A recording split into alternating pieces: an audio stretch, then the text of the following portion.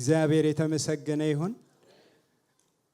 እግዚአብሔር ዛሬ ደግሞ በልቤ ውስጥ ያስቀመጠው ቃል አብረን እንካፈላለን። የእግዚአብሔር ቃል በያዕቆብ መልእክት ምዕራፍ 1 ከቁጥር 22 እስከ 25 ያለውን አውጥተን በያዕቆብ መልእክት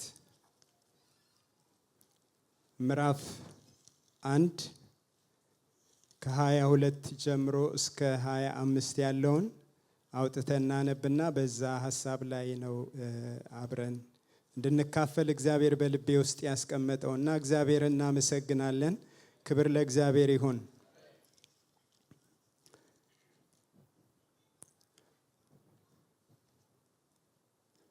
እንደዚህ ይላል። በጌታ ስም አነባለሁ። ቃሉን የምታደርጉ ሁኑ እንጂ ራሳችሁን እያሳታችሁ የምትሰሙ ብቻ አትሁኑ። ቃሉን የሚሰማ የማያደርገውም ቢኖር የተፈጥሮ ፊቱን በመስታወት የሚያይን ሰው ይመስላል። ራሱን አይቶ ይሄዳልና ወዲያውም እንደምን እንደሆነ ይረሳል። ነገር ግን ነፃ የሚያወጣውን ፍጹሙን ሕግ ተመልክቶ የሚጸናበት ስራንም የሚሰራ እንጂ ሰምቶ የማይረሳ ያልሆነው በስራው የተባረከ ይሆናል ይላል። እግዚአብሔር የተመሰገነ ይሁን። ያዕቆብ በመልእክቱ ጠንከር ያሉ ነገሮችን ይጽፋል። በምዕራፍ 1 ላይ ስንመለከት በፈተና የሚጸና ወይም ደግሞ ልዩ ፈተና ሲደርስባችሁ እንደ ሙሉ ደስታና በረከት ቁጠሩት ይላል።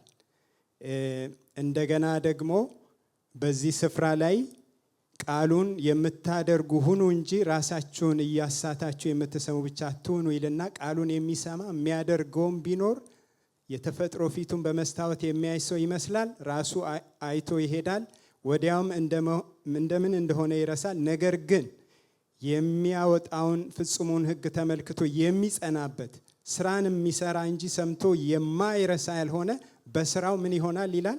የተባረከ ይሆናል ይላል። ክብር ለእግዚአብሔር ይሁን። ስለዚህ የእግዚአብሔር ቃል ዛሬ አብሬያችሁ ልካፈል በልቤ ውስጥ ያለው ይሄ ቃል ነው።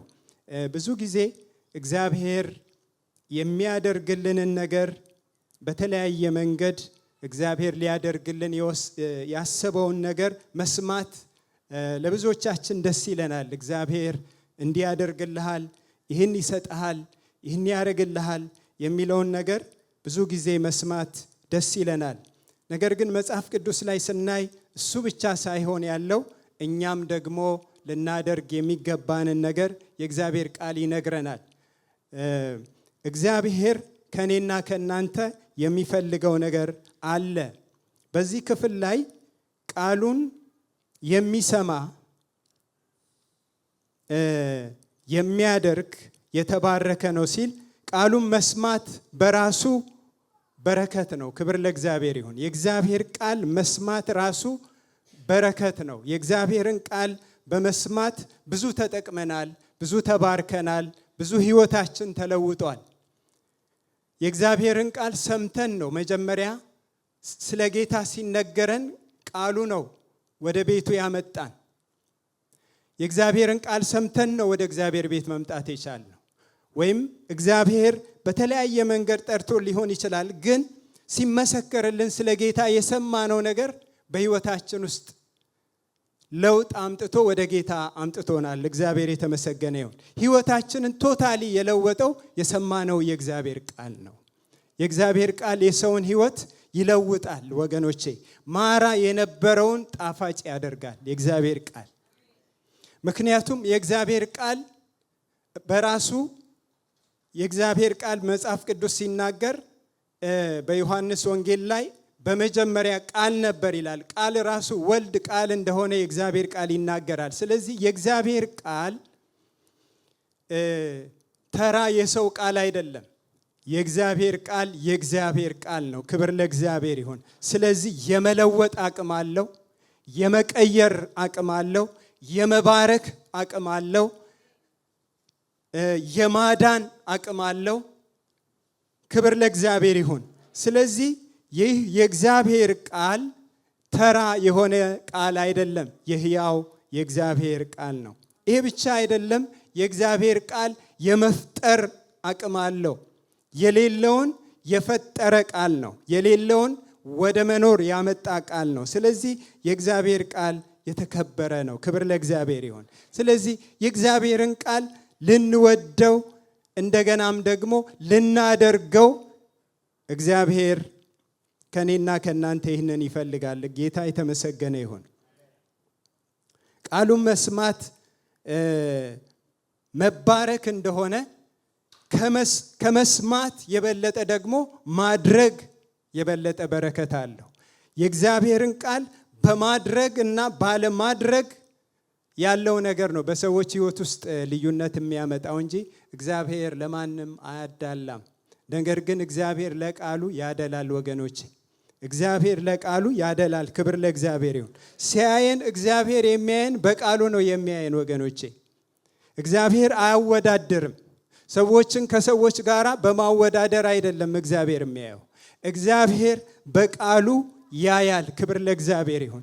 እግዚአብሔር ለቃሉ ያደላል። ስለዚህ ያዕቆብ ቃሉን የምታደርጉ ሁኑ የሚለውን እኔ እንደ ርዕስ ወስጄዋለሁ። ቃሉን የምታደርጉ ሁኑ እንጂ ራሳችሁን እየሰማችሁ እያሳታችሁ የምትሰሙ ብቻ አትሁኑ ይላል። የእግዚአብሔርን ቃል በሕይወታችን በምናደርግበት ጊዜ፣ የእግዚአብሔርን ቃል በምንለማመድበት ጊዜ ሕይወታችን ከዕለት ወደ ዕለት እያደገ እየጠነከረ እንዲመጣ ያደርጋል። ውስጣችንን በክርስትና ሕይወታችን ከጌታ ጋር ስንኖር የእግዚአብሔር ቃል ነው የሚያሳድገን የሚያጠነክረን ወገኖች። በተለይ በዚህ በእኛ ዘመን ብዙ የእግዚአብሔር ቃል በስፍራው መሆን ባለበት ስፍራ ላይ አልሆነም። ማለት አንዳንድ ጊዜ የእግዚአብሔር ቃል በዚህ በዘመናችን ስናይ ከዚህ ቃል ይልቅ ሰዎች ሌላ ትንቢት ወይም ደግሞ ሌላ ነገር ሰዎች ለመስማት ይፈልጋሉ። የእግዚአብሔር ቃልም በሌላ ስፍራ ላይ ጳውሎስ ጢሞቴዎስን ሲመክረው እንደተናገረ ከእግዚአብሔር ቃል ይልቅ ወደ ተረት ፈቀቅ ይላሉ ይላል። ተረት ለመስማት ፈቀቅ ይላሉ። እንደገናም ደግሞ የመጨረሻው ዘመን ላይ ያሉ ሰዎች ይህ ቃል ጆሮአቸውን የሚያሳክክ ስለሚሆንባቸው እንደገዛ ምኞታቸው አስተማሪዎች ይፈልጋሉ ይላል። ነገር ግን ወገኖቼ እኛን የሚያሻግረን እኛን የሚመራን የእግዚአብሔር ቃል ነው። መዝሙረኛው ዳዊት ሲናገር የእግዚአብሔር ቃል ለእግሬ ብርሃን ለመንገዴም መብራት ነው አለ። የእግዚአብሔር ቃል ብርሃን ሆኖ የመምራት አቅም አለው። እግዚአብሔር የተመሰገነ ይሁን። ስለዚህ የእግዚአብሔርን ቃል ምን ያህል በሕይወታችን ውስጥ በተለያየ መንገድ እግዚአብሔር በዚህ ዘመን ይናገረናል። በመጽሐፍ ቅዱስ ጥናት ይናገረናል። በተለያየ መንገድ የእግዚአብሔርን ቃል እንሰማለን። ነገር ግን ይሄን የምንሰማውን ቃል በሕይወታችን ውስጥ የማንለማመደው ከሆነ ወደ እግዚአብሔር ወደ ቃሉ በረከት ልንደርስ አንችልም። በየሳምንቱ መተን የእግዚአብሔርን ቃል እንሰማለን። የምንሰማውን ቃል በሕይወታችን የማንለማመደው ከሆነ እግዚአብሔር ወደሚፈልገው ሕይወት ውስጥ ልንደርስ አንችልም።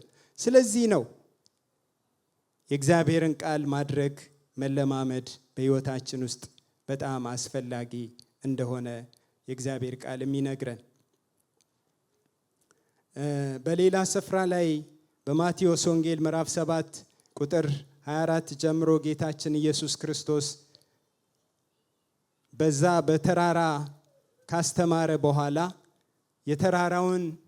የተራራ ስብከት በመባል የሚታወቀው እና መጨረሻ ላይ ጌታችን ኢየሱስ ክርስቶስ ካስተማረ በኋላ ሲዘጋው የተናገረው ነገር በዛ ስፍራ ላይ እናያለንና ማቴዎስ ምዕራፍ 7 ክብር ለእግዚአብሔር ይሁን።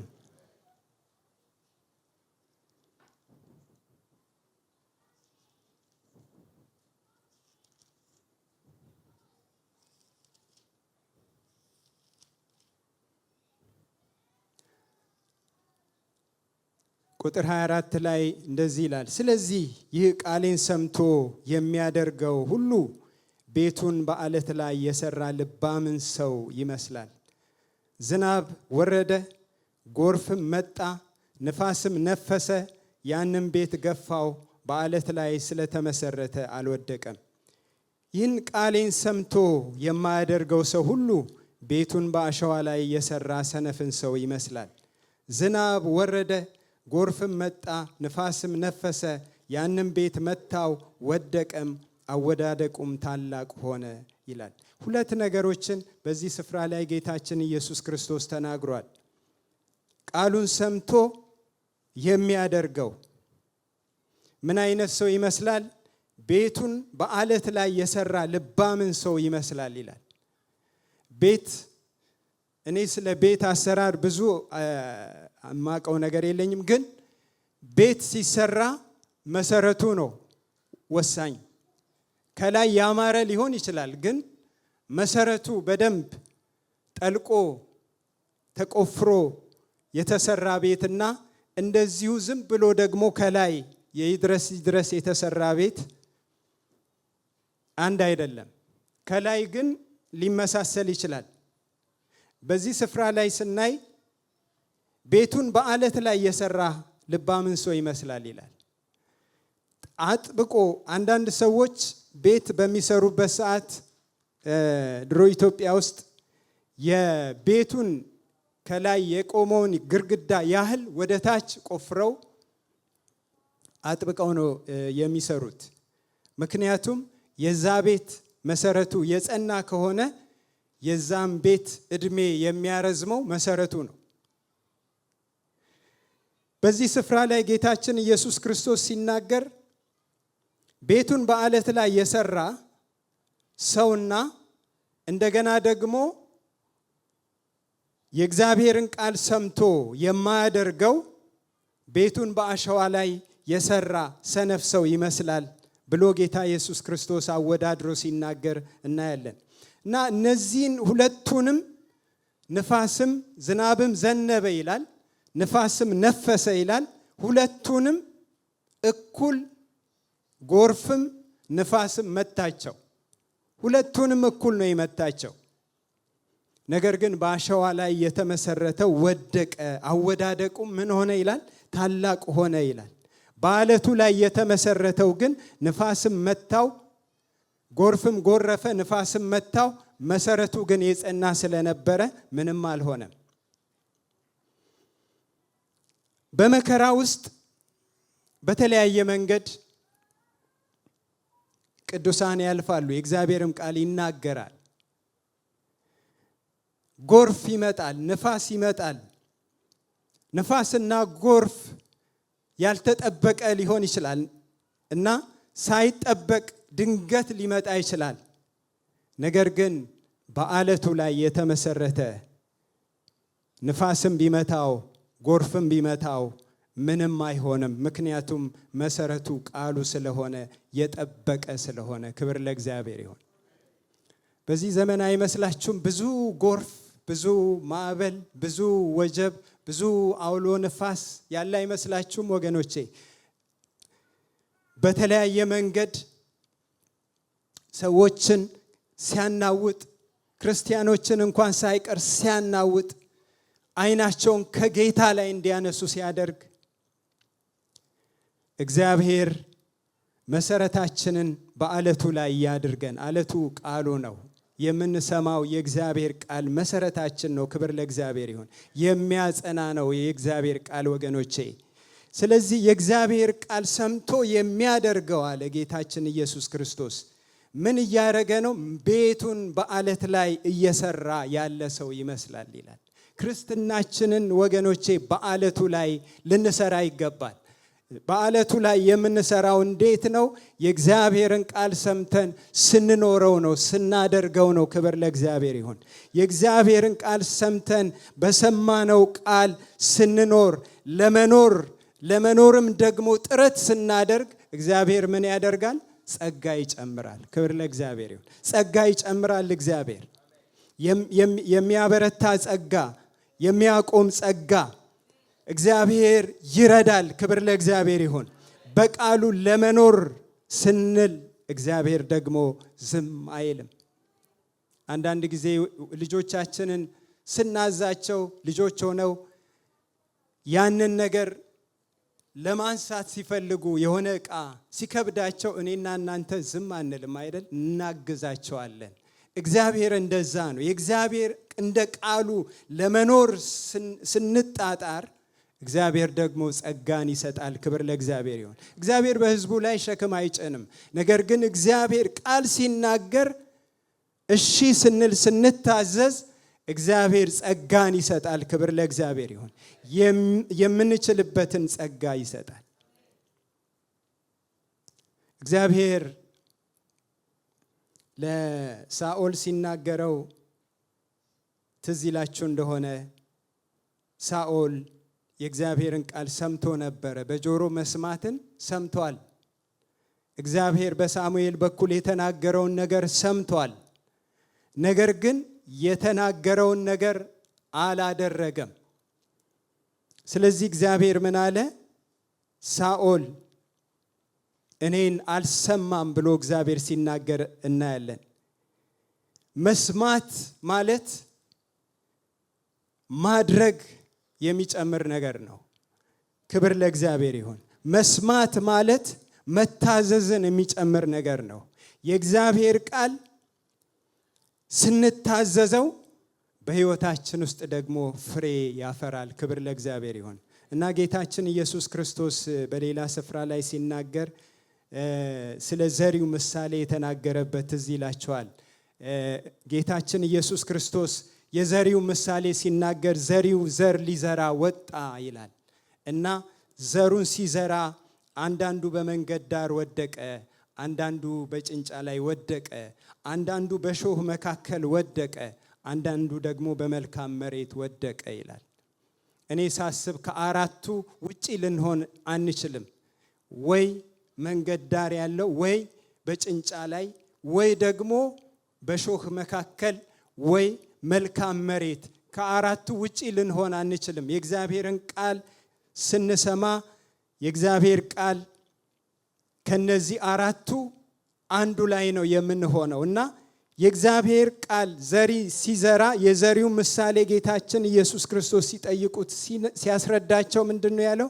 መንገድ ዳር ያለው ብዙ ጊዜ ቃሉን ሰምተው በቃሉ ደስ የሚላቸው ሲሰሙ ደስ የሚላቸው ብዙ የሰማናቸው የእግዚአብሔር ቃሎች በጣም ደስ ብሎን ዛሬ እግዚአብሔር ተናገረን ብለን እልል ብለን አጨብጭበን ደስ ብሎን የወጣናቸው ብዙ ቃሎች አሉ። እስከ ዛሬ በእግዚአብሔር ቤት ውስጥ ስንኖር የእግዚአብሔር ቃል ሲሰማ ደስ ይላል። ለምን? የእግዚአብሔር ቃል ነውና። ክብር ለእግዚአብሔር ይሁን። የእግዚአብሔር ቃል ማንም እዚህ ጋር ቆሞ ይናገር። በልጆቻችንም እግዚአብሔር ሲናገር ነበረ። እግዚአብሔር ይናገራል፣ በሕፃናትም ይናገራል። እግዚአብሔር አንዳንድ ጊዜ ወገኖቼ ጌታን አያውቁም በምንላቸው እንኳን እግዚአብሔር ሊናገር ይችላል። አንድ ጊዜ አንድ ወንድሜ አንድ ነገር ነገረኝ። ልብስ ልገዛ ሄድኩና ሸሚዝ አለ ፌድ ያደርጋል ብዬ ስጠይቀው ፌድ የማያደርግ እግዚአብሔር ብቻ ነው አለኝ አለ።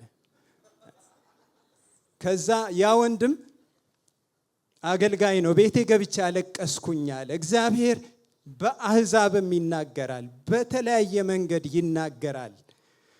እግዚአብሔር መናገር የሚወድ አምላክ ነው። አሜን። እግዚአብሔር ይናገራል። የሚናገረን ነገር ግን የሚጠቅመንን ነገር ነው የሚናገረን። የሚረባንን ነገር ነው የሚናገረን። የሚያንጸንን ነገር ነው የሚናገረን። ከእግዚአብሔር ቃል የሚጣል ነገር የለም ወገኖቼ። በዚህ መጽሐፍ ቅዱሳችን ውስጥ ብዙ ያልሰማናቸው ወይም ደግሞ ልንሰማቸው የሚገባ ብዙ እውነቶች አሉ። አሜን። ብዙ እውነቶች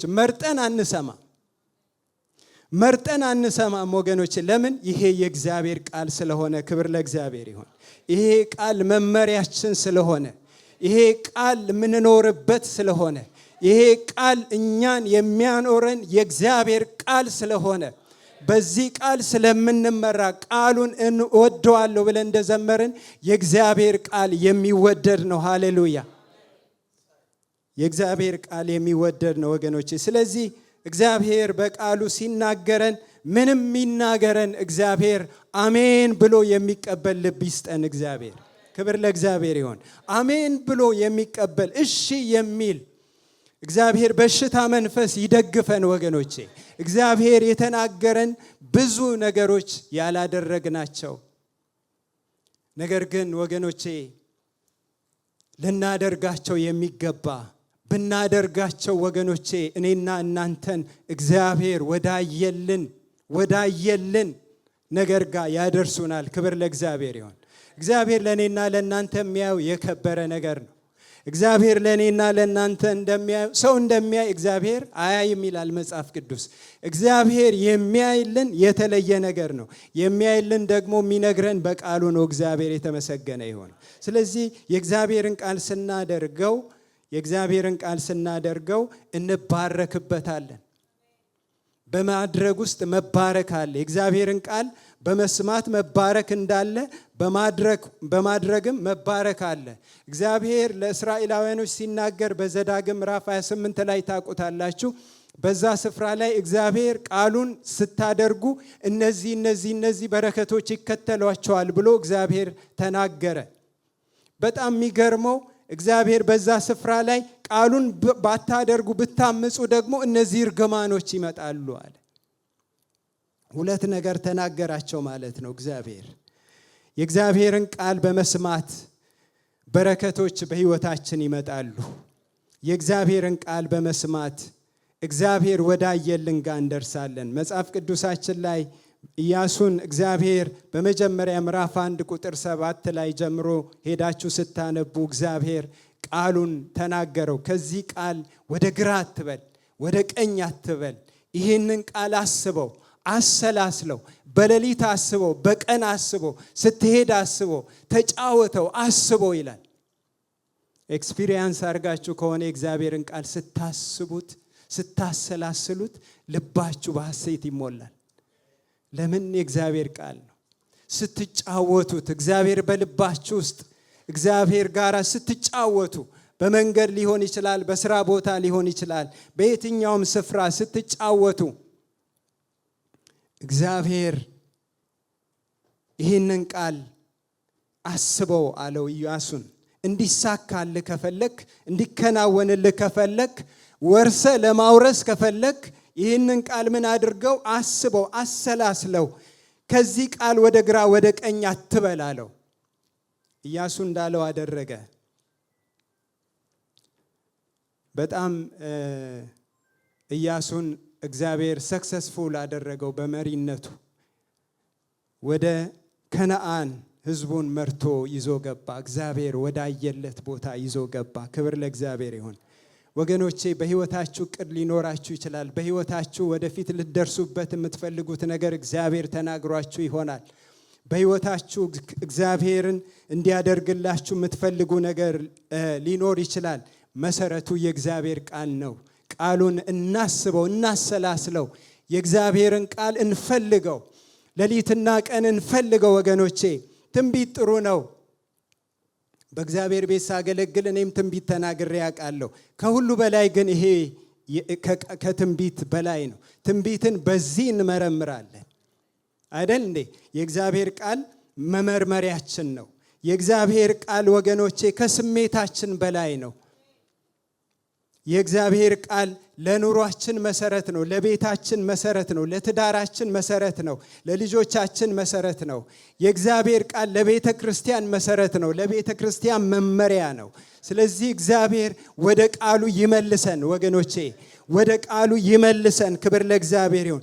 ቃሉን ወደ መፈለግ፣ ቃሉን ወደ ማሰብ፣ ቃሉን ወደ መመኘት፣ ቃሉን ወደ መሻት፣ ወደ መጠማት በአንድ ስፍራ ላይ ሲናገር ተንኮል የሌለበትን የቃሉን ወተት ምን አድርጉ ይላል?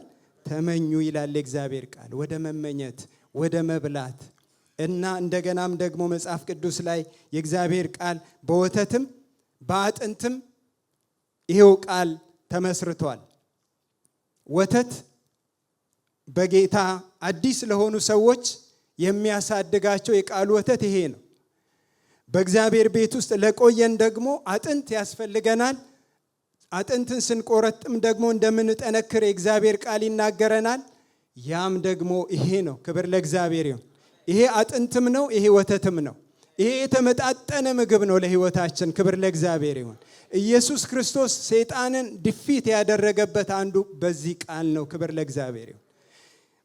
በማቴዎስ ወንጌል ምዕራፍ 4 ላይ ታገኙታላችሁ። ሰይጣን ኢየሱስ ክርስቶስን በፈተነው ጊዜ ጌታችን ኢየሱስ ክርስቶስ የመለሰለት ከቃሉ ነው። ሰይጣንም ከቃሉ ጠቅሷል፣ ኢየሱስ ክርስቶስ በቃሉ መልሶለታል። ክብር ለእግዚአብሔር ይሁን። ቃሉ ሰይፍ ነው። ቃሉ ጠላታችንን የምናሸንፍበት ቃሉ ወገኖቼ የጠላትን ሽንገላ የምንመታበት ቃሉ ነው። ክብር ለእግዚአብሔር ይሁን። ስለዚህ እግዚአብሔር ቃሉን የምናደርግ ሰዎች ያድርገን። ቃሉን አድራጊዎች ያድርገን። ከመስማት ወደ ማድረግ ሕይወት ውስጥ ያስገባን።